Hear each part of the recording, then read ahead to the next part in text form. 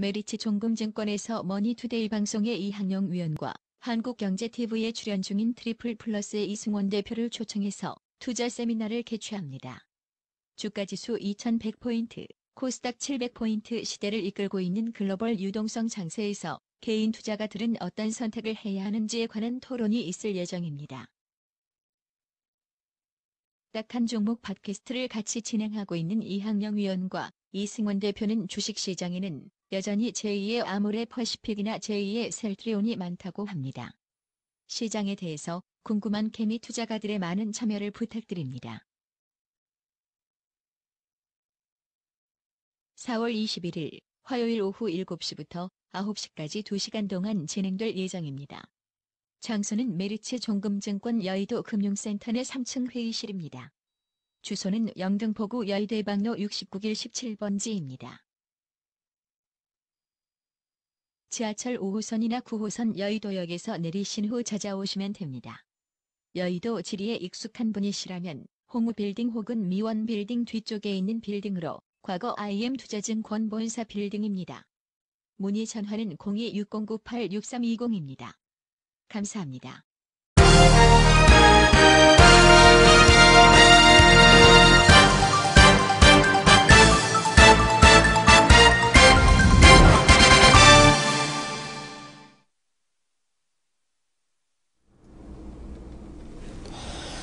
네, 안녕하십니까. 키움증권에서 매일 오전 11시부터 90분 동안 우리 시청자분들 찾아뵙고 있습니다. 마켓 11 시작합니다. 이항희입니다. 네, 안녕하십니까. 이승원입니다. 네, 날씨가 네. 비가 어제부로 끝이 나는데 오늘 오후까지 계속 온다면서요? 네, 지금도 계속 조금씩 오죠? 비가 계속해서 오고 있습니다. 계속 야금야금. 네. 야금야금 계속해서 오고 있습니다. 시장 그래도 뭐 일단은 비 자체가 네. 상당히 오늘 그 뉴스를 들어보니까 네. 비가 와서 다행이다. 네. 뭐 지금 농사 지시는 분들 네. 상당히 뭐 즐거운 마음으로 일하고 네. 있다. 이런 그 얘기 나오는 거 봐서는 네. 비는 이번 참 고마운 비다라는 네. 생각이 듭니다. 아, 고마운 비. 근데 하여튼 시장 오늘 약간 뭐 그래서 그런가요? 약간 날씨도 쌀쌀해요. 네. 알고 보면 쌀쌀해. 뭐 이제 그 중국 시장 이제 중국 선물 같은 경우가 이제 급락을 했었는데 네. 중국도 지금 보게 되면 바로 그 바다 쳐서 올리고 있지 않습니까? 아, 그러니까요. 그러니까 중국 선물이 한 6% 정도 급락을 했었고 이제 미국 시장도 이제 조정에 대한 쪽이 있었는데도 불구하고 네. 일단은 뭐 강세라는 거. 중국이 급락 안 하니까 우리도 네. 뭐 굳이 이렇게 급락할 이유가 없어 보이는 그런 네. 시장은 아닌가라는 생각이 듭니다. 다만 네. 그리스 이슈가 됐던 이 중국 이슈가 됐건 한 번쯤은 조정이 들어올 만한 이슈는 있다라고 네. 보여지고 있고요. 네. 그 조정이 들어온다고 한다라면 상당히 건전한 조정이 되지 않겠느냐 네. 이렇게 생각을 해봅니다. 네. 하여튼 시장은 중국 사람의 보면 헷갈리게도 만들어 놓고 있어요. 한국 네. 쪽에서는 저 또 태어나서 처음 들었어요. 예전에 그 뭐라 그래요? 우산 펀드, 네. 엄브렐러 펀드 얘기 들어봤는데요. 네. 엄브렐러 트러스트? 네? 엄브렐러- 우산 신탁? 네, 똑같은 거죠. 네. 네. 똑같은 건데. 그게 뭘 또 금지했다면서요, 거기서? 이게 뭐냐면은. 네, 그거 좀 헷갈리는 게 많아요. 좀 설명 그거를, 그것부터 좀 해주세요. 그 설명을 하려면은. 네. 요거를 한번 그림을 찾아갖고. 네. 네. 예. 이 그림을 갖고 설명하는 게 제일 빠른데요. 아, 그러니까 존경하는 우리 또 이승원 네. 대표 그림을 한번 찾아보고. 네. 네. 아, 그림 지금 나왔습니다. 보게 되면- 화면 좀 잡아주세요. 그러니까 여기 이제 그 미국 그 고금리 신탁 상품이 있습니다. 그러니까 네. 지금 보게 되면은 이게 어디죠? 잠시만요. 네. 얘가 이제 WMP라고 해갖고 네. 그 기본적으로 은행에서 네. 이제 신탁 상품을 파는 거예요. 네. 팔아갖고 여기 돈이 들어오면 네. 여기가 이제 시니어 하나 이게 그 트랑시가 있어요. 네. 하나에 이제 할당된 시니어 그 펀드가 있으면 네. 여기서 주니어 쪽으로 다 이렇게 주니어 트랑시로 자산을 배분해 주는 겁니다. 네. 그러면 이제 얘네들을 갖고서 또 대출을 받아갖고 주식을 거래하는 거거든요. 네. 이걸 이제 엄브렐라 트러스트라고 해갖고 그냥 신탁 상품에서 바로 대출하는 것이 아니라 주니어 하나 거쳐갖고 올라가는 건데 이게 되면은 이자가 7%에서 8%. 네. 그러니까 얘네들도 그 고금리이기 때문에 계속해서 높은 이자를 줘야 되잖아요. 그러니까요. 높은 이자로 이제 담보 대출해 주는 거죠. 그러니까 네. 뭐하고 똑같냐면 네. 우리나라 스탁론이라고 보시면. 아, 그러니까 나도 그거 같아. 스탁론이야, 왜냐면 스탁론. 그래갖고 하여튼 우리도 보면 뭐 그냥 근데 원금 대비 400%인데 네. 이건 300%까지 레버리지를 일으켰다며, 이거? 요게 네. 이제 요게 그 이 구조가 네. 그러니까 왜냐면은 그 WMP 은행 입장에서는 네. 시니어한테 해주고 얘가 직접 대출을 하게 되면은 문제가 있을 수 있으니 네. 다양하게 이제 대출을 그 트랑시를 만들어서 다양한 쪽으로 하게 되면 우리 서브프라임 모기지처럼 네. 그 상품 자체가 해지가 되잖아요. 그럴 수 있죠. 뭐냐면 그 뭐 신용도 나쁜 사람이 한 놈이 들고 트더라도 네. 다양하게 이렇게 해지를 해놔야지 네. 상품이 안정적으로 운영이 되기 때문에 네. 이게 이제 뭐 그 엄브렐라 트러스트 구조에 네. 대한 쪽을 가져간다라고 보시면 될 것 같고 네. 그러나 이제 우리 입장에서는 그걸 구조를 알 필요는 없잖아요. 그죠? 들어봤자 모르지. 예, 들어봤자 이해도 할 필요도 이해도 없고. 못하죠. 그러니까 우리한테 네. 중요한 거는 네. 그러니까 이 상품을 이용하게 되면 300%까지 대출이 중국에서 가능했는데 네. 요거를 이제 못하게 하겠다라는 네. 얘기를 하고 있는 겁니다. 네. 그거 말고도 증권감독위원회 그 샤오캉, 네. 증권감독위원회 그 수석, 네, 목요일날 경고를 했었잖아요, 일단. 목요일날 시장이 너무 오버슈팅 됐다라는 얘기를 했고, 네. 그래서 이제 이거를 지금 내보낸 겁니다. 네. 이거를 내보냈고, 그리고 시장이 올라갔죠. 네. 오히려 더 올라갔죠. 네. 그리고서 이제 그 증권사 세 곳에 대해서 이제 그 신규 신용대출에 대한 쪽을 중지시켰습니다. 네네. 근데 이게 의미가 없는 게 네. 다른 증권사 가면 되지. 예전에는 안 됐어요. 네. 예전에는 안 됐는데 이제 옆에 증권사 막 가는 거잖아요, 이제. 이번에는 1인당 계좌 수를 20개까지 네. 1인당 계좌 수 20개까지 열도록 네. 지금 허용을 해줬기 때문에 이게 의미가 없죠. 내 그러니까요. 증권사에서 막히면 다른 증권사 가면 되지. 그러니까요. 그렇기 때문에 이게 효과를 보기에는 상당히 어려워 보인다라는 생각이 들고 있고요. 다만 이 엄브렐라 트러스트에 대한 신규 판매 금지에 대한 쪽은 네. 아마 좀 효과는 좀 있지 않겠느냐. 시장에서 유동성을 공급하는데 제한적일 가능성에 대한 쪽이 있어 보인다라는 거겠고요. 또한 공매도까지 허용해 줬거든요. 또 종목 수도 늘어났다면. 공매도에 대한 네, 가능성 주식을. 공매도 쪽을 늘려놨기 때문에 네. 어쨌든 간에 시장에 대한 속도 조절을 중국 정부에서 좀 원하고 있다. 네. 다만 시장이 망가지는 것은 원하지 않지만 속도 조절을 좀 원하고 있다라고 보셔도 될 것 같고 여기다 뭐 지준율 인하까지 나왔기 때문에 그러니까. 중국 시장도 뭐 바로 치고 올라가는 그러니까. 이제 이런 흐름이 되지 않나라고 보이죠. 그러니까 병주기 약주기를 하는 거죠. 네네. 그러니까 시장은 너 함부로 사지 말아라. 그리고 약간 메시지를 또 뭐 계속해서 주면서 한쪽 그렇다고 해서 경제가 꺾이는 건 원하지 않는 거잖아요. 그쵸. 그러니까 그런 얘기를 보셔야 될 것 같고요. 깜짝 놀랐어요. 정말 중국으로 보면 정말 숫자 자체가 우리를 상상을 뛰어넘잖아요. 네. 말이 그렇죠. 우리나라 5천만 인구 뭐 이러잖아요. 네. 5천만 인구가 뭐더라도 뭐 얼마나 많은지 아는지 별로 솔직히 감이 없잖아요. 네. 그러다 보니까 중국 인구는 지금 시진핑 주석이 얘기한 바는 13만 8천만이거든요. 네. 그러니까 이게 보면 이제 우리 이성훈 대표 얘기했던 이거 농국민인가? 정확한 용어가? 그 중량이 없는 사람이 또 얼마인지 아무도 모른다는 거잖아요. 네. 이승원 대표 얘기 듣고 내가 빵 터져갖고 제가 어저께 하루 종일 두통이 딸렸거든요. 네. 벌레 같은 영화 보다가. 네. 예? 네. 무슨냐면 강남 1970. 네. 보라에서, 1970. 일구청 보라에서 봤잖아요. 네. 거기 보니까 농국민 얘기가 나오더라고. 그럼요. 그거 하나를 건졌어. 그러니까 그것 때문에 그거를 얘기하는 거거든요. 왜냐하면 중국의 지금 때 상황하고 네. 지금 그때 강남 1970 영화에서 처음에 보여줬던 그 상황하고 상당히 유사한 상황이거든요. 그러니까요. 그리고 중국의 부동산 투기 개발, 네. 그다음에 우리의 또 부동산 투기 개발, 그 맥이 아마 중국인들이 보면 네. 아마 자신들의 현실을 얘기하는 것 같은 네. 그런 느낌이 들지 물론 않을까. 업체마다 약간 다르고 그런데 그런 건 일반이 맞는데 제가 왜 말씀드리냐면 감이 없잖아요. 네. 우리나라가 제가 지난주 초에 말씀드렸는데요. 역사상 처음으로 사상 최고의 활동성 계좌가 나왔잖아요. 네. 2,050만 개 넘어졌잖아요. 네. 다시 한번 우리 시청님 상식으로 활동성 계좌라고 이제 증권업계에서 얘기할 때 보면은요. 전체 자산이 일단 10만 원 넘어야 돼요. 네. 그리고요. 6개월 한번 거래가 있어야 돼. 그게 조건이에요. 활동성 네. 계좌가 2,050만 개인데 최소 늘어났는데 중국이 어느 정도 지금 과일이라고 얘기하는 사람도 있냐면 그죠? 그걸 보면 뭐 전체 활동성 계좌는 제가 감이 안 나오고 신용 계좌 있죠. 신용 계좌. 네. 저는 한 주간에 몇 개 늘어나는지 아세요? 몇 개? 160만 개. 신용 계좌만. 신용 계좌 160. 그러니까 통이 화끈한 거죠. 그러니까 이 사람들 보기에는 좀 높은 사람들 보기에는 약간 뭐라 그러죠? 속도 조절 이런 쪽으로 지금 얘기 좀 있다라고 보셔야 되겠지만요. 이따도 말씀드리겠지만 중요한 건 그래서 글로벌 유동성이 깨지겠느냐? 예? 이게 쉽지 않습니다. 왜냐하면 제가 이제 월요일마다 매번 말씀드리는 게 있잖아요. 인터내셔널 펀드 흐름, 한국 관련 펀드 흐름, 특히 이제 글로벌 이머징 마켓 펀드 흐름이거든요. 최근에 이게 인터내셔널 펀드는 계속 말씀드리자면 미국 바깥에 있는 건 전부 다거든요. 그러니까 거기 이제 대부분 이제 우리가 흔히 얘기해서 선진국 펀드라고 얘기하는데 그건 정확한 말은 아니고요. 선진국도 있고 이머징도 있어요. 근데 대부분이 95%가 선진국이다. 이런 이해하시면 되겠는데요. 그래서 돈이 계속 들어왔어요. 네. 글로벌 이머징은 한 3주째 빠졌거든요. 네. 근데 그게 또 들어왔어. 그러니까 같이 돈이 들어왔단 말이죠, 지금요.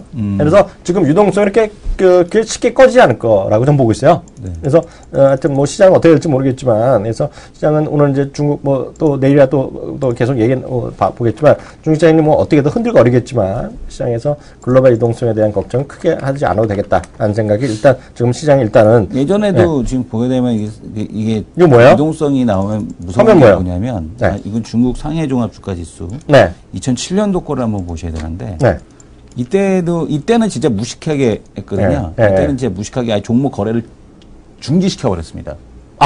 그럴 때가 있죠. 거래를 아예 중단시켜 버렸어요. 그럴 때가 있어요. 너무 뜨겁게 올라간다고 네. 종목 거래를 중단시켰거든요. 그때 그렇게 해야지. 8점 몇 프로 빠졌는데도 불구하고 네. 그때 이후로도 역시 마찬가지로 이렇게 상승에 대한 쪽이 네. 3,500포인트에서 그냥 6,000포인트로 그냥 밟아버렸거든요. 네, 네. 그러니까 이게 지금 보면은 그러니까 유동성 흐름에 대한 쪽이 이만큼 네. 무섭다. 그러니까 네. 시장에 돈이 쏠리기 시작하게 되면 이 물밀듯이 네.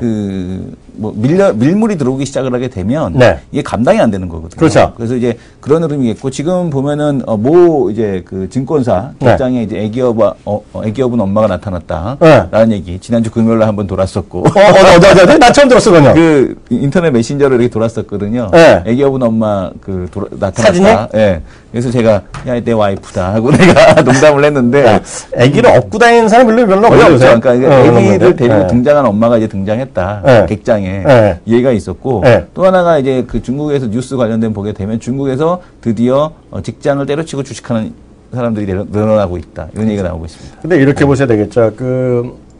제 역사적인 하나 말씀드리면 우리나라는 1992년 1월부터 외국인 시장 개방됐거든요. 네. 그러니까 실제로 우리나라가 이제 주식시장의 붐이 일었던 거가 첫 붐이 언제냐면요. 이성훈 대표 학교 다녔을지 모르겠네. 그때 보면 85년, 6년, 7년, 8년 그때요. 그러니까 건설주 파동 나올 때. 네, 그때 누구야? 나오기 전인데 건설주 저 파동. 누구 대통령이죠? 전두환 대통령. 아니, 전두환 대통령 끝나고 이제 노태우 대통령. 노태우 대통령 예. 언저리죠. 네. 노태 87년, 88년 그때 이제 노태우 네. 대통령이 나타났잖아요. 그래갖고 이제 기억하시겠지만 제가 그 증권회사 업계 들어가기 직전이었는데 그때가 89년이면 직전이었는데 그때 이제 보면 정말 지금 생각하면 말도 안 되는 건데 네네. 인기 4위 1등 뭐 이렇게 네. 뽑았을 때가 1, 2년 있었어요, 대한민국이요. 그때 어느 정도냐면 주식 투자 인구가 85년 6년에 77만 명이었어요. 대한민국 전체가. 네네. 근데 89년에 불과 4년 만에 몇 명 된지 아세요? 누구요? 1,900만 명. 우리나라가 그렇다는 거야. 그러니까 확 늘어나거든. 중국 확 늘어나지도 않은 거야, 지금요. 왜냐하면 돈이 없잖아요, 지금. 그러니까 자꾸 도시만 생각하는데 저 지방에 먹고 살기 힘든데 언제 주식을 해요? 그잖아요. 증권회사가 없는데 지점이 없고. 그러니까 아직 멀었어요. 근데 하여튼 그런 것들이 한 번에 가진 않잖아요. 가다가 급락하고 이런 게 계속 많이 있죠. 그래서 아까 이성원 대표가 아까 주식 무슨 계좌 제한 이런 게 있다 그랬잖아요. 네네. 예전에 보면 우리나라도 있었어요. 건설주 파동할 때 보면 네. 예를 들어 그 다음날 주문하잖아요. 오늘 예를 들어서 현대건설이 10,000원에 끝났잖아요. 네. 그 다음날 10,000원 이상 주문 자체 못 들어가게 만들어놔. 그러니까 그런 것도 있어요. 그러니까 말도 안 되는 것들이 워낙 앞으로도 많을 거예요. 그러니까 그리고 예전에 큰 거죠. 깡통계좌 정리 사건도 있었잖아요. 그러니까요. 네, 깡통계좌 정리 그러니까 사건. 뭐 여러 가지 이제 많이 나올 거다 이렇게 보셔야 될 것 같아요. 그래서 자세한 또 이따 얘기하겠고요. 이슈는요. 또 중요한 손님 월요일 날 나오신 분 있잖아요. 네네. 그 코너 진행하고 또 다음 얘기 나누도록 하겠습니다.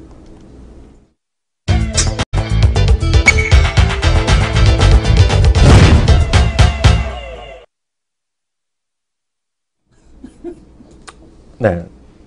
우리 매주 월요일마다 담당이신 분이 있습니다. 이분이 있으면 시장 한 주간 깔끔하게 시작할 수 있어요. 네. 누구죠?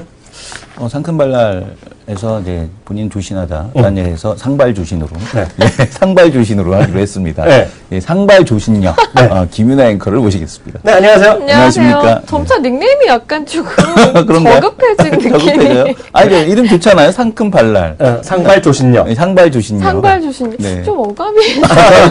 어감은 좀 그래도 내용은 좋습니다. 내용 좋아. 네. 내용 좋으면 됐어. 내용은 좋습니다. 네. 어떤 내용부터 풀어갈까요? 오늘은요, 여러분들도 많이 아시겠지만, 그리스 문제, 특히나 중국과 관련된 뉴스가 굉장히 좀 많이 준비되어 있습니다. 네. 그래서 어떤 내용들이 있는지 하나하나 좀 헤드라인부터 확인해 보도록 할게요. 또다시 불거진 그리스 디폴트 가능성입니다. 24일과 내달 11일 열릴 이 유로존 재무장관 회의에서 구제금융 지원이 좀 불투명해졌는데요. 이와 관련된 소식 준비되어 있고요. 지난 주말에 중국의 은행 지준율이 1%포인트 인하를 했습니다. 초광수를 뒀다라는 이야기가 나오고 있는데요. 관련해서도 뉴스 준비했고요.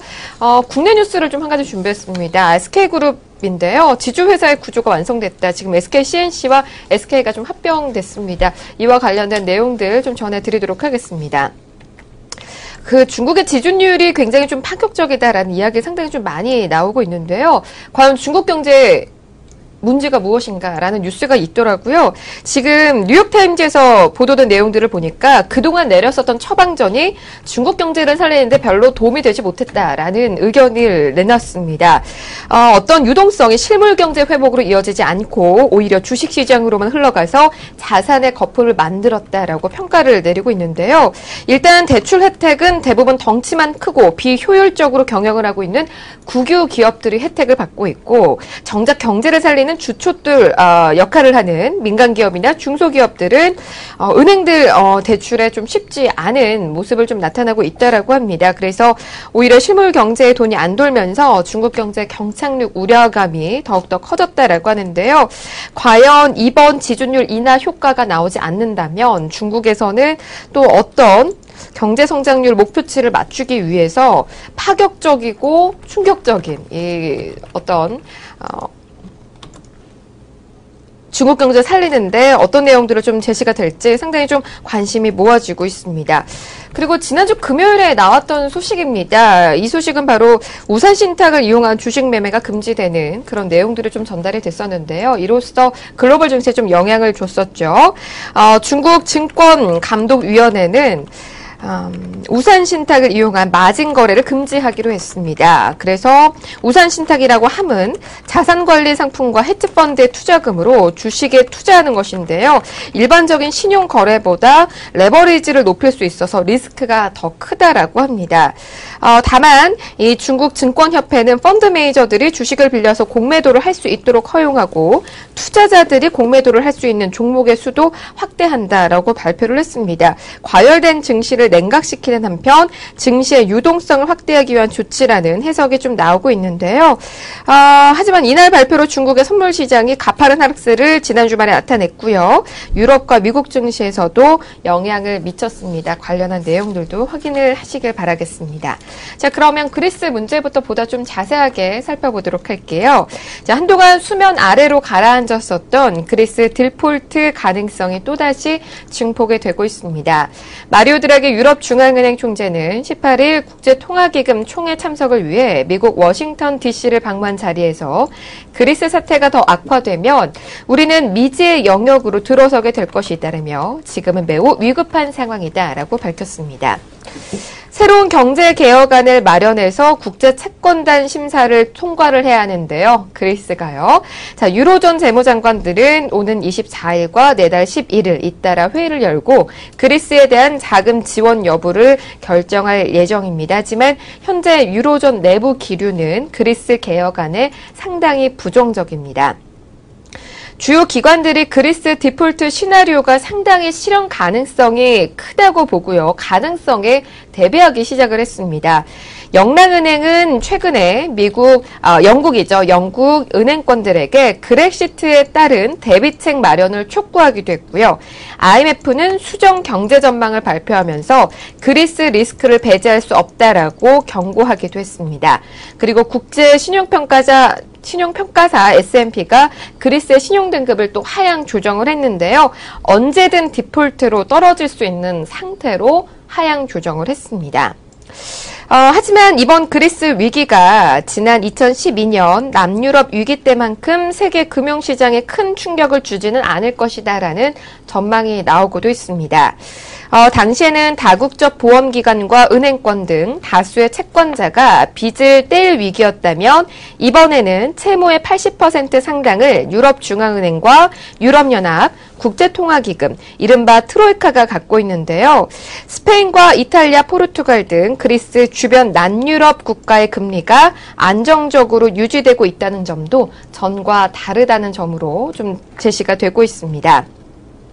유럽연합 집행위원회 경제위원장은 내달 11일 예정된 유로존 재무장관 회의가 그리스 사태 분수령이 될 것이라면서 이 파이낸셜 타임즈에서도 그리스를 둘러싼 불확실성이 큰 만큼 내달 11일 회의에서 임시 합의가 이뤄질 가능성이 있다라고 전망이 되는 그런 뉴스도 나오고 있습니다. 자, 그리스 문제에 대해서 좀 여러분들께 좀 전달해 드렸고요. 이어서 중국에 대한 뉴스 전해드리도록 할게요. 지난 주말 중국 정부가 경기 둔화 심화에 초강수를 꺼내들었습니다.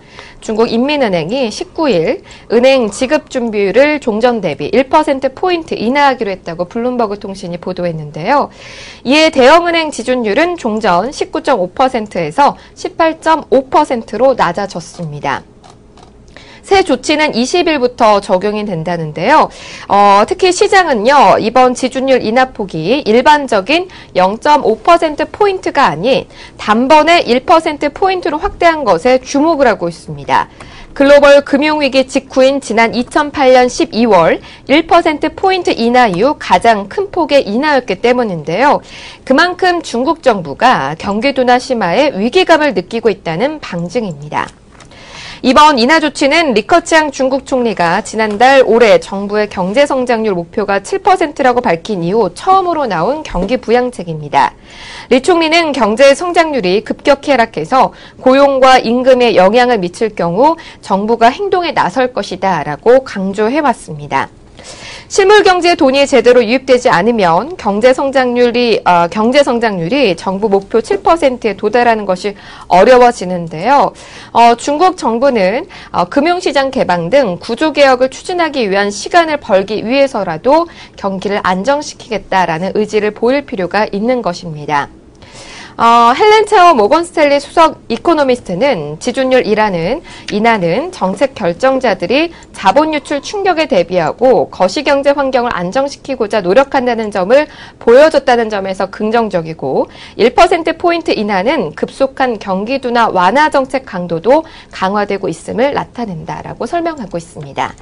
자, 다음 소식은 국내 뉴스인데요. SK CNC와 SK가 20일 각각 이사회를 열어서 양사 합병을 결의를 했습니다. 이에 따라 SK그룹은 지주회사 체계로 완전히 전환이 됩니다. SK는 2007년 지주회사 체제 전환 이후 SK CNC가 지주회사 SK를 지배하는 불완전한 지배구조를 개선해야 한다라는 지적을 받아왔는데요. SK CNC 합병 방식은 지배구조 전문가나 시장 전문가들이 SK 지배구조 개선 방법으로 제시해온 방안입니다. 양사는 미래 신성장 동력 확보 및 지배구조 혁신을 통한 주주가치 제고를 위해 통합법인을 출범시키기로 했다고 밝혔습니다. 이로써 SK CNC와 SK는 각각 약 1대 0.74 비율로 합병을 하게 되는데요.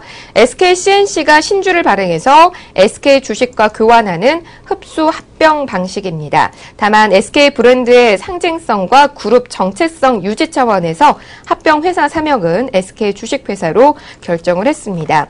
양사 합병은 6월 26일 주주총회 승인을 거쳐 8월 1일 마무리될 계획이고요. 합병에 대해서 양사는 경쟁력을 획기적으로 강화해서 주주 가치를 제고하기 위해 추진하게 됐다라고 설명하면서 재무구조 개선되고 다양한 신규 유망 사업 등 새로운 성장 동력 발굴이 용이해져서 기업 경쟁력이 한층 강화될 것으로 보인다고 밝혔습니다. 자, 이렇게 해서 오늘 제가 준비한 내용은 여기까지입니다. 아무래도 오늘은 또 중국과 관련된 내용들이 좀 상당히 많았었는데요. 관련해서 또 두 분의 앵커께서는 어떻게 보시는지 의견 들어봐야겠죠? 네, 중국 얘기 아까 잠시 좀 했으니까요. 그렉시트는 어떻게 된 거야? 이승원 대표. 이 그리스 관련된 이슈를 먼저 살펴보게 되면, 네. 그리스가 지금 왜 이렇게 까부냐라고 네. 보면은 이제 지금 기댈 때가 생겼습니다. 어디다 기대, 이것들이 또? 러시아에 러시아. 이제 기댈 때가 생겼는데, 러시아 루블도 살아나고.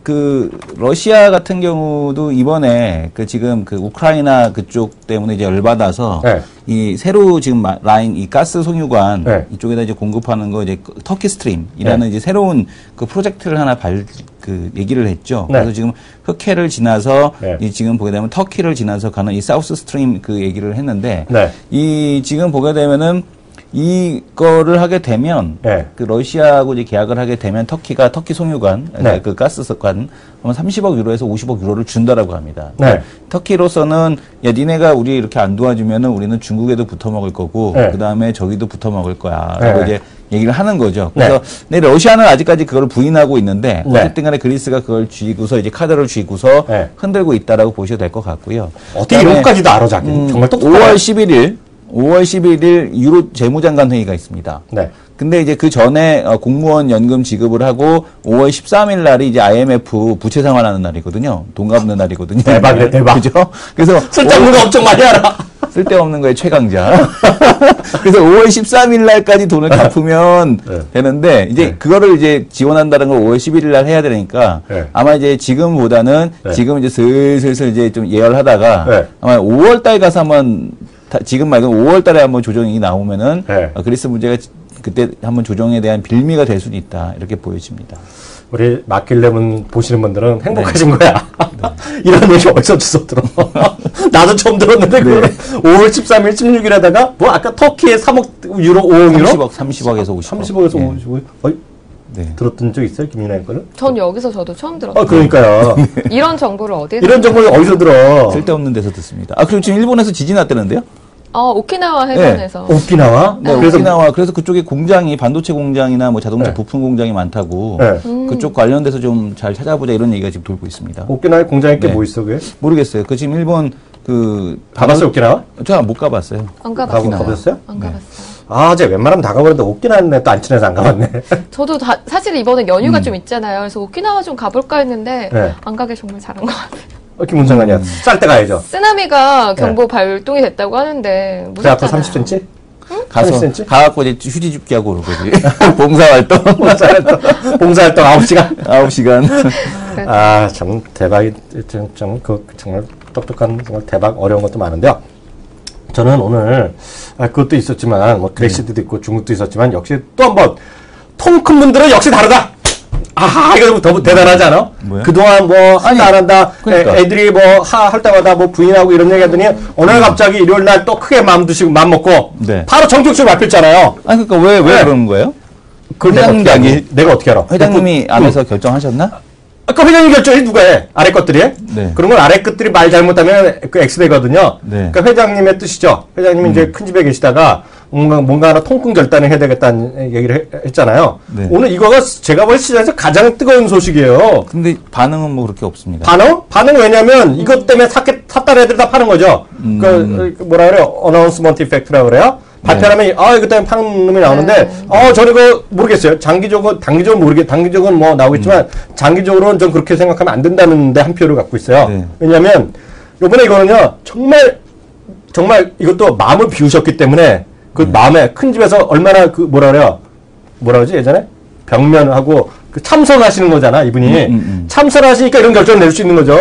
제일 큰 게 뭔지 아세요? 저는 깜짝 놀랐어요. 네. 모르겠어요. 대한민국 재벌 역사당 이런 게 있는지 모르겠는데 요번에 거의 1조 9천원 정도 그것도 장부가액 취득가액으로 줬잖아요. 서비스를 준 거랑 마찬가지. 그거를 자사주 소각해버리잖아요. 네. 이거 엄청 큰 거거든요. SKCLC 6천억 정도 맞죠? 그럼 찾아보세요. 주소 찾아보세요. 네. 그리고 SK가 자사주가 1조 얼마에서 합의 한 2조 정도 돼요. 네.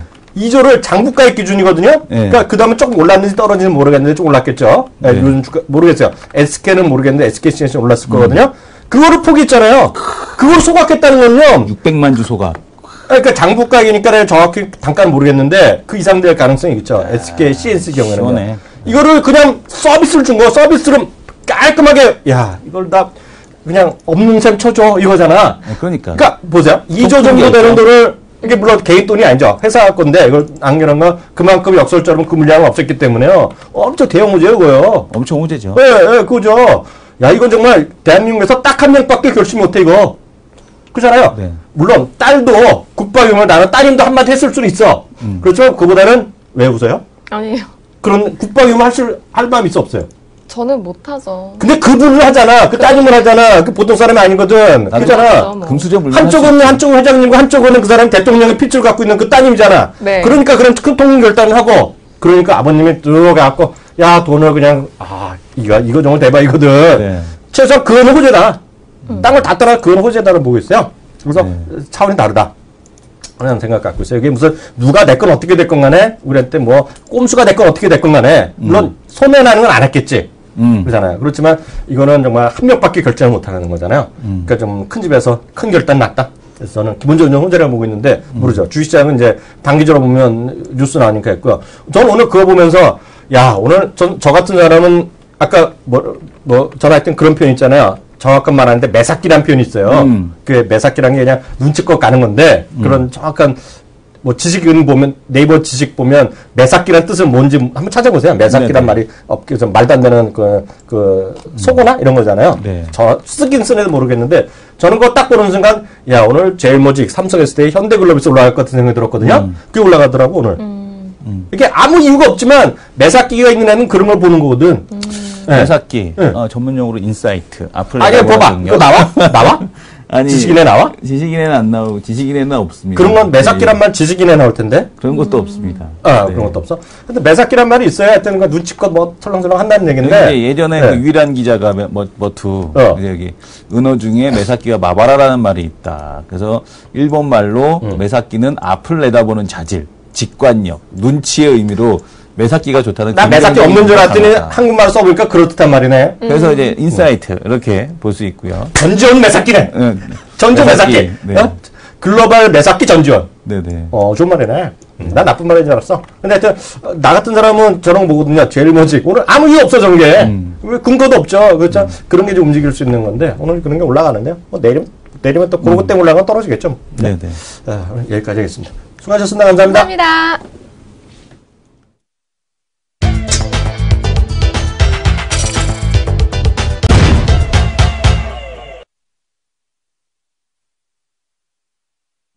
네, 이슈들 듣고 하나씩 보겠습니다. 일단 우리 지난번에도 계속 나지만 일단 최근에 반도체가 잘 나간다는 결국 뭐라 그래 플래시 메모리, 네. 낸드. 낸드. 그 낸드를 통해서 만드는 게 SSD. 네. 작년부터 즐겁게도 말씀드렸는데 솔리드 스테이트 드라이버? 했나? SSD죠. 디스크인가? 네. 솔리드 네네. 스테이트 이거잖아요. 예. 그래서 속도 빠르다 얘기하는데 그걸 아직도 저도 맨날 들어도 까먹는데 그게 어떤 개념이고 그게 왜 이렇게 좋아지고 어떤 용도가 있는지 그거 한번 천천히 한번 설명해 주세요. 우리 이 대표께서 다시 한번. 공대생답게. 이 SSD에 대한 수요가 급증하고 있다라는 얘기를 계속 듣고 우리가 이제 수출입 데이터에서도 확인을 하지 않았습니까? 그래서 삼성이 근데 SSD 시장에서 더블 스코어로 인텔을 눌렀다라는 뉴스가 나왔습니다. 그러니까 이제 V낸드, 그러니까 지금 이제 V낸드 관련주에 대한 쪽을 계속해서 잘 보십시오라는 얘기를 드리고 있고요. 그러니까 지금 보게 되면 대표자는 OCI 머티리얼즈. OCI 머티리얼뿐만 아니라 이제 소재 쪽이고 소재 말고 이제 원익이. 그 나머지들이 있어요. 근데 이제 그쪽 라인업을 아마 잘 보셔야 될 것 같고요. SSD는 낸드 메인 수요처로 부상하고 있다라는 얘기 나오고 있습니다. SSD가 낸드의 지금 낸드의 메인 수요처로 분석하고 있다. 지금 보게 되면 솔리드 스테이트 드라이브 시장에서 나오고 있는데 인텔은 비메모리 메모리 전체에서 반도체 시장 세계 1위 기업인데 그렇죠. 지금 이 반도체 쪽에서 지금 딸리지 않습니까? 네. 근데 지금 보게 되면은 SSD 시장에서 지금 보게 되면은 삼성전자가 인텔의 더블 이상에 대한 지금 그 매출을 올리고 있다라는 얘기를 하고 있습니다. 그래서 일단은 SSD 시장에 대한 선점을 가져가고 있고 앞으로 우리가 계속 얘기하는 3월 인터넷 시대 그리고 또한 지금 그 데이터에 대한 형식이 이제 오디오에서 비디오로 넘어가는 상황. 모바일로 가고. 그렇죠. 그리고 이제 예전엔 텍스트 위주에서 이미지, 동영상 이런 쪽으로 가고 있기 이미지부터 때문에 해서 그다음 오디오에서 비디오로 가는 거 아니야, 그죠? 그렇죠. 오디오, 비디오로 이렇게 가기 때문에 비디오로 가면 또 좋아지는 게 뭐라 했지? 모바일 광고. 모바일 광고. 뭐야, 그거? 나스미디어. 나스미디어 봐봐. 그러니까 이런 쪽 되게 되면 나스미디어 수요가 급증할 수밖에 없다라는 얘기입니다. 그래서 관련된 흐름이라고 보셔도 될 것 같고요. SSD에 대한 수요도 당연히 서버에 대한 수요, 관련된 트래픽에 대한 발생으로 네트워크 장비에 대한 수요, 그 다음에 뭐 관련된 파생 산업 보게 되면은 뭐 모바일 광고 뭐 이런 식으로까지 연계해서 우리가 같이 이렇게 한 묶음으로 한 항아리로 보시면서 진행하는 게 맞지 않나라고 보여집니다. 그러니까 이거죠. 결국 수많은 사람들이 하여튼 어딘가 이제 요즘 보면 예전에 보면 그 노트북 사더라도요. 저도 얼마 전에 노트북 딴 거 올인원 이런 거 하나 샀는데 샀는데 집에서 이렇게 보면 예전에는 뭐 그잖아요. 하드 드라이브 뭐 250개, 200기가, 500기가, 1테라바이트 뭐 이런 거 했었잖아요. 네네. 요즘은 좀 좋은 것들은 요즘 그게 아니라 SSD 뭐 256기가 이렇게 하더라고요. 네네. 그 이성훈 대표도 그런 거 썼죠. 근데 128기가짜리 일단은 뭐 노트북에도 달려 있고 네네. PC에도 달려 있고. 네네. 그러니까 이게 120, 가장 가성비가 제일 좋은 것 같아요. 아, 그래요? 그래서 그 컴퓨터 부품을 바꿨을 때 가장 체감할 수 있는 그게 느껴지는 게 로딩할 때 빠른 거예요? 예, 맞죠. 저 로딩에 뭐 처음에 파워 킬 때? 하드디스크보다 훨씬 더 빠르니까. 고장은 안 나요? 컴퓨터가 전반적으로 더 빨라지는. 고장은 안 나고? 고장이 왜 안 나요? 날 수도 있죠. 하드는 뭐 중간에 있으면 깨지고 그러잖아요. 가지고. 아니, 뭐 그것도 뭐 그럴 수는 있는데, 네. 뭐 속도가 이제 시간이 지나면 늘어질 수는 있겠죠. 아, 네. 네, 속도가 지나면 늘어질 수는 있겠으나, 네. 지금 어쨌든 간에 가성비가 일단 가장 그 뛰어난 부품 중에 하나가 바로 이 SSD가. 이성훈 대표가 말하면 믿어야 되는 건. 네. 왜냐면 아마 교체해 보시게 되면 네. 컴퓨터를 떠나서 만족도가 제일 높아요. 네. 최신 사양이 아닐 때 네. 교체를 해주게 되면 제일 만족도가 높은 게 바로 SSD죠. 근데 저도 얘기를 이제 이해를 했는데요. 저도 아직도 이해가 좀 안 가는데 서버 시장이 클라우드 컴퓨팅이 폭발하잖아요. 네. 이게 뭐 클라우드 컴퓨팅도 뭐 1테라, 5테라 뭐 이렇게 막 많이 네네. 준다고 하잖아요. 또 중국 네네. 회사들. 네. 그리고 아마존도 뭐 돈 얼마 내면 무제한 준다 이런 얘기 하잖아요. 네. 근데 그 서버에는 하드가 아니라 SSD를 많이 써요, 요새 추세가? 그렇게 되는 거예요? SSD를 많이 쓴다라고 지금 왜냐면 발열 문제에 대한 쪽이 있기 때문에 그렇습니다. 발열?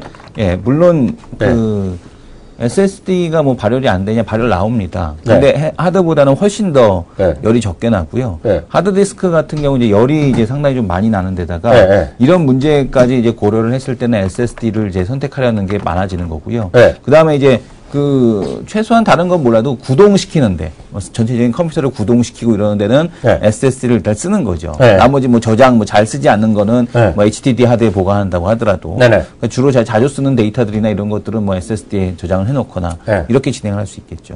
아, 그래, 요즘 대세가 그런 것 같더라고요. 그래서 요즘은 그 SSD 노트북 네. 살 때도 보니까, 물어보니까 노트북을 SSD로 사시고, 예. 클라우드로 쓰시고, 예. 쪽 필요하면 2테라바이트? 그거 있잖아요. 네. 그게 요즘 뭐, 10만 원 안짝이더라고요. 네네. 그 외장 하드가. 네. 좀 보관할 건 그렇게 보관해도 된다. 그렇게 얘기하더라고요. 그렇게 써도 상관없습니다. 네. 왜냐하면은 특히 이제 노트북 같은 경우는 가장 문제가 뭐냐면 속도가 느려지는데 이제 가장 큰 불만이 있잖아요. 아, 그래요? 근데 SSD를 쓰면 이제 그런 불만에 대한 부분이 거의 없죠. 네. 그래서 저도 보게 되면은 제 건 인민에어임에도 불구하고 인민해요. 예, 인민에어임에도 불구하고 속도는 뭐 거의 뭐 타의 추종으로 불하죠. 네, 인민해요 모르시는 분 계시니까 네네. 중국판. 중국판은 중국에서 만든 거지 네. 중국판은 아닙니다. 아, 우리나라 브랜드? 예, 한성 컴퓨터라고 한성 컴퓨터? 상장 안 돼 있고? 예, 상장 안 돼 있죠. 인민에어라고 아마 네. 보게 되면 한성 컴퓨터에서 만들어서 파는 건데, 네. 가격 이게 별명이죠, 인민에어가. 아, 별명? 그러면 인민에어라고 돼 있는 건데, 네. 맥북 에어에 네. 대한 쪽에서 서민형 컴퓨터 해갖고, 인민에어라고. 아, 네. 모양은 그렇게? 네. 아, 하여튼. 별 마크도 있어요, 인민에어라서. 여기 보게 되면 별 마크도 있어요, 별 마크란 게 뭐야? 인민에어라고 해갖고, 여기 별 들어가 있잖아요, 별. 조그맣게. 진짜로? 예, 조그맣게 별 들어가 있습니다. 진짜로? 예, 여기도 보게 되면 인민에어도. 아, 진짜 인민에어 쓰네? 예, 인민에어라고 씁니다. 예, 그러니까 애플 로고 자리에 스타 별 마크 들어간다는 예, 거죠? 애플 로고 대신에 이제 별이 들어가는 거죠, 별이. 대박이야, 대박. 아, 하여튼, 이성원 대표가 이런 게 사는 거는 꼼꼼하게 하기 때문에 뭐든지 아이템은 이성원 대표가 하는 거 쫓아가면은 네네. 틀리지 않아. 그래서 제가 이성원 대표가 네. 사라는 거 쫙 사잖아, 궁금하면. 저는 형님 쫓아가면 이제 피를 보더라고요. 그건 자기가 선택이 잘못한 거지. 나는 자기 말을 듣는데. 저는 형님 말을 믿고 했더니, 이건 아니더라. 네. 두 번, 세 번? 네, 두 번이나. 두 번이나 속았어? 네, 속았습니다. 어머님은 어떠셔? 어머니도 별로 그렇게 썩 만족해 하시지 않습니다. 어머님도? 네. 네. 우리 아들 좋아하는데? 네. 다음 얘기 한번 해보겠습니다. 저는 오늘 이 뉴스를 보면서 또 한번 그분이 생각났어요. 뭐요? 오늘 월요일 날 오후에 2부에 나오시는 부분, 윤종빈님. 생각났어요. 왜요? 근데 윤종빈님 말한 주식으로는 안 올라. 근데 왜 안 올라 하는데 오를 것 같기도 한데, 보니까 우리 대통령께서 또 오늘 콜롬비아 가시고, 네네. 그 다음에 페루에 가셨잖아. 네. 페루에 가셔서 또 한 건 하셨네요. 네. 경공격기란 게 난 잘 모르겠는데, 네. FA50 등 경공격기의 페루 수출, 세일즈 외교야. 네. 이게 딱 보면 20억 달러? 20억 달러니까 20억 달러면 1억이면 1000억, 20억 달러면 2조 정도 되지 않습니까? 현재 상황상 네, 맞죠? MOU는 최소한 맺고 오지 않을까. 그래서 20억 달러인데 20억 달러인데 뉴스 한번 봐주세요. 뉴스 보셨을 거예요. 그래서 그리고 자세히 봤더니 역시 한국항공우주 카이라고 나오잖아요. 그게 나오면 한국항공우주가 가면 이제 같이 맨날 그 윤종민님이 얘기했던 한국항공우주가 가면 같이 가는 아스트. 근데 오늘 한국항공우주는 뭐 3, 4%까지 올랐다가 지금 제자리인데 아스트는 안 올랐어 오늘요. 근데 지금 보면은 이제 이거 이제 가능성이죠. 대통령이 하시는데 가능성이라면 혼나지. 거의 된 거지. 지금 논의할 예정인 것으로 전해졌다. 논의할 예정이죠. 낚인 거야? 예. 했다는 게 아니라 예정이다. 낚인 거야? 예. 그리고 관련한 기종 선정을 앞두고 수출을 적극 타진하고 있다. 결론 내는 게 아니고 예정이고. 아니 20억 달러라고 쓴 신문 기자들은 뭐야 또? 그렇게 하게 되면 그렇게 될 거다. 기레기야, 예. 하게 되면. 그 대통령까지 하셨는데. 지금 보면은 그게 되는 게 아니고 만약에 성사될 경우 여기 돼 있잖아요. 성사될 경우 그 규모는 한 24대와 조종사 훈련 패키지 및 구속 군소 지원을 합쳐서 20억 달러에 이를 것으로 전망이. 근데 제목에는 이제 20억 달러 수주라고 써 있어. 누가 그렇게 했어요? 20억 달러 딱 나오던데? 진짜요? 네, 20억 달러. 벌써 그 사이에 내가 오는 사이에 출근하는 사이에 됐나?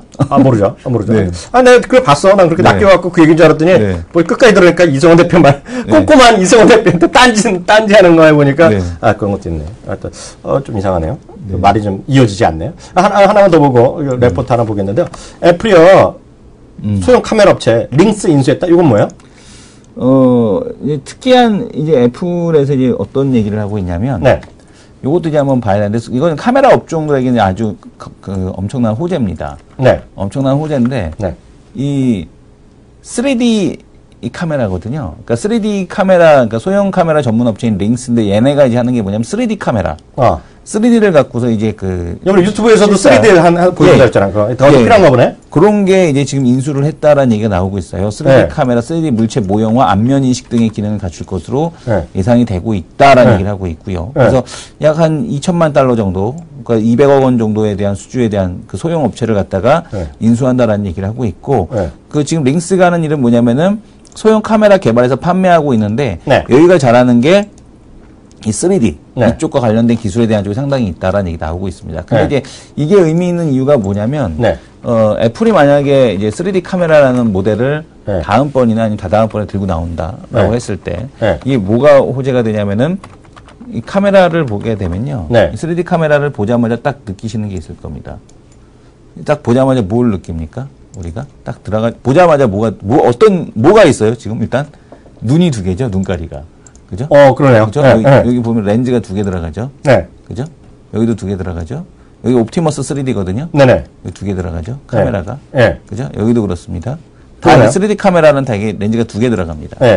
그죠? 카메라 업체는 뭐, 그런 거죠. 그러니까 3D 카메라에 대한 쪽을 만약에 애플이 들고 나온다면은 3D 카메라 애플 하면은 카메라주들이 매출이 더블로 늘어날 수밖에 없겠구나 라는 걸 이제 보셔야 된다는 얘기죠. 그래서 요 링스를 인수했다라는 뉴스는 이제 좀 며칠 된 뉴스긴 하나 만약에 이제 이쪽에서 시장에서 이런 그 기술이 나오게 된다라면 뭐 애플로서는 이제 새롭게 선보일 수 있는 것들 이런 것들을 찾고 있겠죠. 그래서 아마 이것이 결정이 됐을 때 카메라 업체들이 엄청난 수혜를 볼 가능성이 있다 이렇게 보여집니다. 다음 코너 들어가서 요 얘기 좀 이어서 하도록 하겠습니다. 다음 코너 들어가도록 하겠습니다.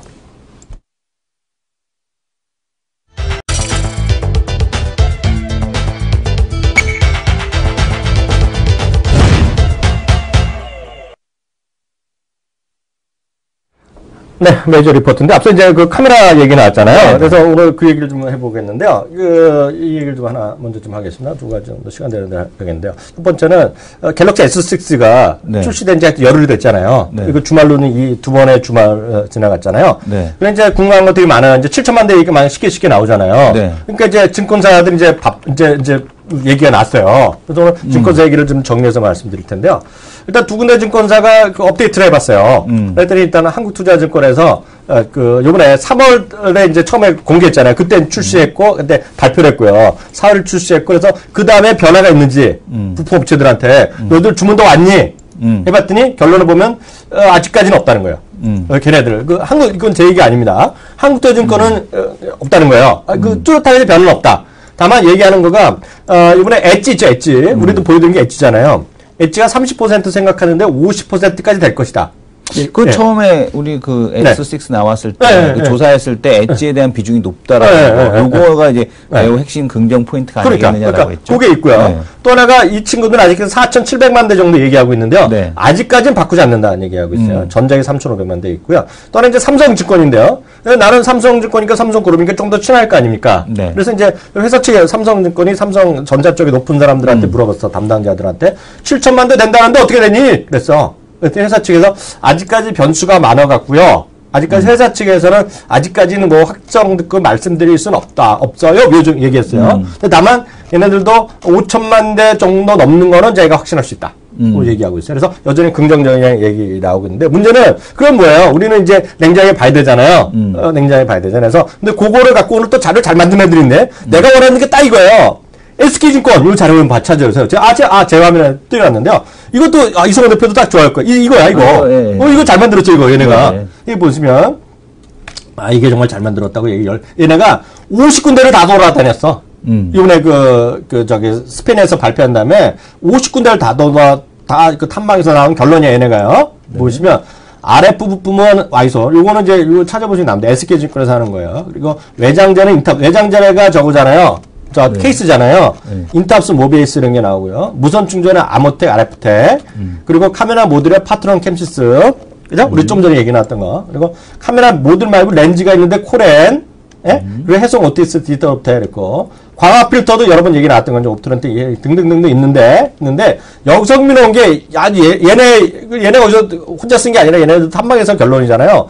여기서 재미나는 게 하더라고요. 외장재 있죠, 외장재 케이스인데 우리는 당연히 KH바텍 생각을 했잖아요. KH바텍이 아니에요. KH바텍 얘는 이런 얘기를 하고 있어요. 그걸 이성원 대표가 얘기했던 건데 네. 걔네는 아주 KH바텍을 죽이더라고 얘는. 네. 왜냐하면 KH바텍은 기존에 얘네 이제 새로 이제 앞으로도 많이 쓸 거 아닙니까? 네.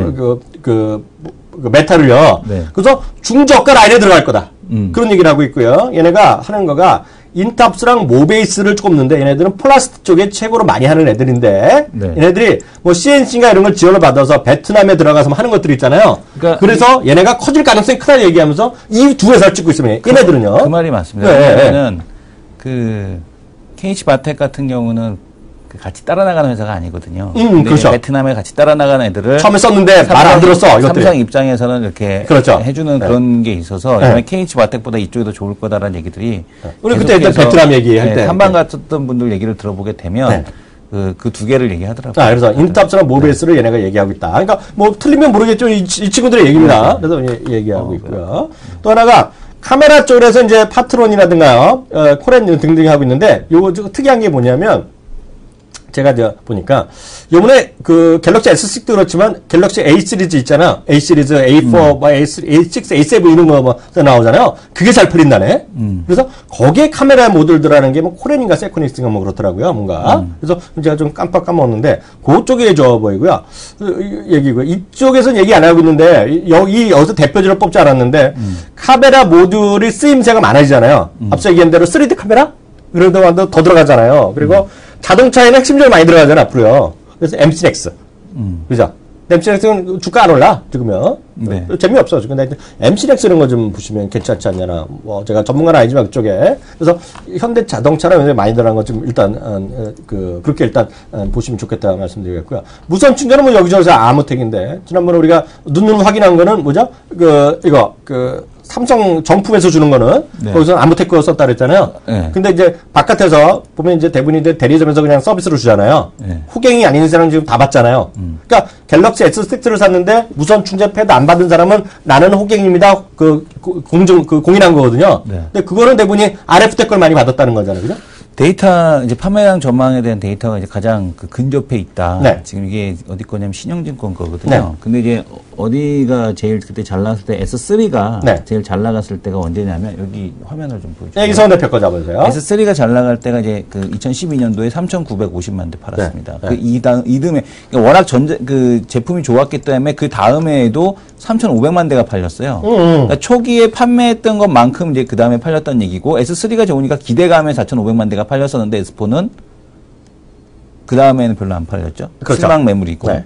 그 다음에 지금 보게 되면 S5도 밀어내기로 3,800만 대 팔았고, 네. 올해 이제 가격으로 한 1,000만 대 정도는 팔 수 있지 않겠느냐라고 네, 보는 건데, 네, 네. 그만큼 3,800만 대밖에 안 팔렸다는 거거든요. 근데 이번에 S6는 엣지와 함께 더불어서 한 5,500만 대 정도는 팔리지 않겠느냐라고 보고 있는 거고요. 네. 그 다음에 이제 반응이 좋다라고 놓고 봤을 때, 최소한 뭐 3분의 1은, 못해도 3분의 1은 팔리는 거니까. 네네. 그죠? 네. 못해도 3분의 1 팔리는 거니까, 한 여기서 3분의 1 최악의 경우는 1,500만 대라고 치면, 여기서 최악의 경우라고 쳐도 7천만 대 얘기를 지금 여기서 나오는 게 아닌가라는 생각이 들어요. 그렇죠. 그죠? 네, 네, 네. 7천만 대 얘기가 여기서 나오는 거고. 그것도 말 되네. 예, 만약에 이제 이게 정말 이만큼 팔린다면, S3만큼 팔린다면 1억 대까지도 볼 수 있는. 그렇죠. 네. 이제 그런 상황에 대한 쪽이다라고 보셔야 됩니다. 그래서 올해 7천만 대 팔리면은 뭐 1억 대는 무조건 넘어가는 그거 거고. 대박이지. 네, 무조건 대박이지. 넘어가는 거고. 네, 네. 이게 이제 여기 보수적으로 봐도 뭐 이렇게 나쁜 상황은 아니다라고 보여집니다. 여하튼 지금 잘 팔린 건 A3가 더 잘 팔린대요. A3요? A3, A4, 뭐 A, 뭐 그, 예. 또 세 개가 베리어블이 또 나왔다네요. 네. 그게 잘 팔린대 요새요. 그 어떤 이머징 국가에서 그게 잘 팔린대 지금요. 하여튼 그래서 그걸 알았었는데 거기에 카메라 모듈이 어떤 회사가 독점하더라고. 제가 정확하게 찾아봐야 되는데 아까 코렌인가 뭔가 있었잖아요. 네네. 그 회사인지 뭐 하나가 독점하더라고요. 보셔야 되겠습니다. 그리고 어제 말씀드린 어저께 저희가 지금 작업을 덜 끝내서 못 들었는데 하여튼 저희가 내일 저녁 7시부터 저희가 또 초청 받아서 저희가 또 세미나를 합니다. 세미나. 네. 그래서 특정 증권사이기 때문에 말을 안 되잖아요. 네. 그리고 오늘은 저희가 그 영상을 해갖고 홍보하는 걸 알려드리도록 하겠습니다. 괜히 또 저한테 연락 오는 사람이 많아요. 어저께 오늘 아침에 모니터 방송에 나갔거든. 그랬더니 네. 어떤 사람은 또 괜히 하는 소리겠지. 네. 이학영이한테 꼭 강의를 듣고 싶었었는데 기회는 고맙습니다. 꼭 가겠다. 그러니까 약간 멘트를 하는 것 같아. 그냥요. 하여튼 내일 7시부터 9시까지 여의도에 사니까 그건 특정 증권사라서 여기 말씀드리긴 그런 곤란하니까 저희가 나중에 부회들 통해서 알려드리도록 하겠습니다. 하여튼 그리고 하여튼 딱한 정보를 통해서 저희가 안내 말씀드리도록 하겠습니다. 오늘 1부는 여기까지 하겠고 2부에는 우리 또 윤종민 전문가 모시고 또 윤종민의 또 핫한 얘기 들어보는 시간 갖도록 하겠습니다. 잠시 후에 뵙겠습니다.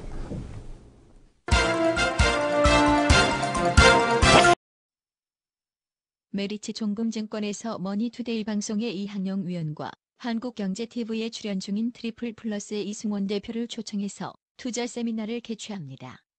주가지수 2100포인트, 코스닥 700포인트 시대를 이끌고 있는 글로벌 유동성 장세에서 개인 투자가들은 어떤 선택을 해야 하는지에 관한 토론이 있을 예정입니다. 딱한 종목 팟캐스트를 같이 진행하고 있는 이항영 위원과 이승원 대표는 주식시장에는 여전히 제2의 아모레 퍼시픽이나 제2의 셀트리온이 많다고 합니다. 시장에 대해서 궁금한 개미 투자가들의 많은 참여를 부탁드립니다. 4월 21일 화요일 오후 7시부터 9시까지 2시간 동안 진행될 예정입니다. 장소는 메리츠 종금증권 여의도 금융센터 내 3층 회의실입니다. 주소는 영등포구 여의대방로 69길 17번지입니다. 지하철 5호선이나 9호선 여의도역에서 내리신 후 찾아오시면 됩니다. 여의도 지리에 익숙한 분이시라면 홍우빌딩 혹은 미원빌딩 뒤쪽에 있는 빌딩으로 과거 IM투자증권 본사 빌딩입니다. 문의 전화는 02-6098-6320입니다. 감사합니다.